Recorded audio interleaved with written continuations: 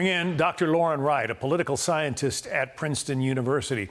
The same question to you, Dr. Wright. This president has indicated that he doesn't like war. He doesn't want the United States involved in a war, and yet he's talking about the possibility of attacks on Iran. Would that in any way, do you think, violate any of his campaign pledges?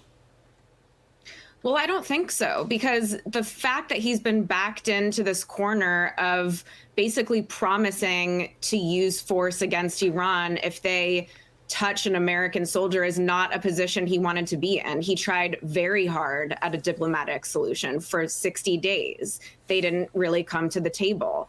President Obama tried very hard. President Biden tried very hard. This is a regime that's a fanatical theocracy, that's irrational. They lie. And he's been shown that time and time again. And so the fact that he's even considering something that he knows his base has very mixed support for and Americans are relatively unsupportive of tells me he does know a lot of things, as the congressman just said, that we don't as the American public.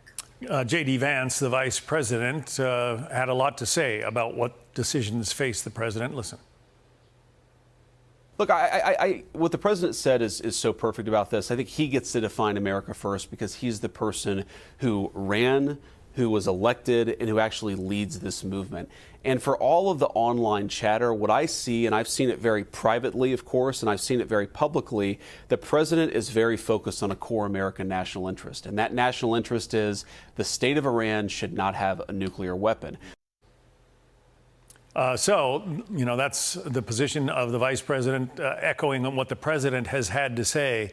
It would be a scary world if a country that, you know, chants death to America suddenly possesses a nuclear weapon, and they already have the ballistic missiles with range just about long enough to reach the United States.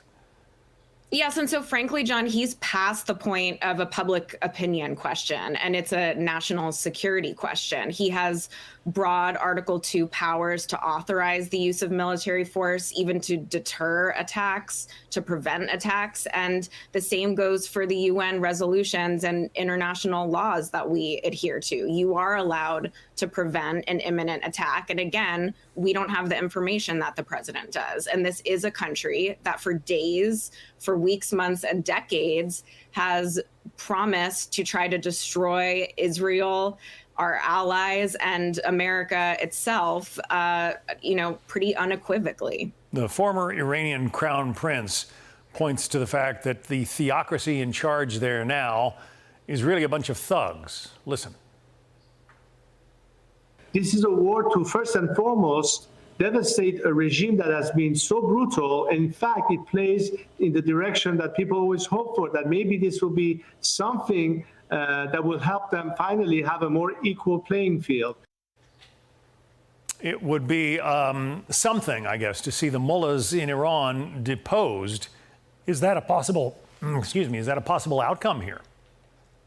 There's lots of possible outcomes. And frankly, there's a very high likelihood that the mullahs will be replaced by even more ideologically extreme leaders that are even more hell-bent at destroying America. But you know what?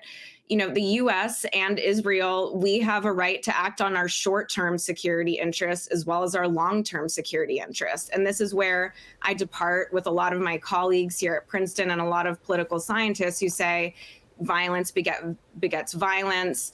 You know, when you launch these attacks, you might create more future hatred and terrorists, and that's true.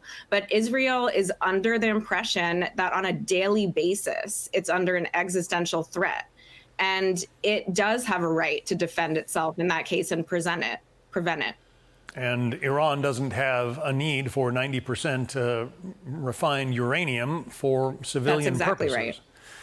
Dr. Lauren Wright, Princeton University. Dr. Wright, thank you.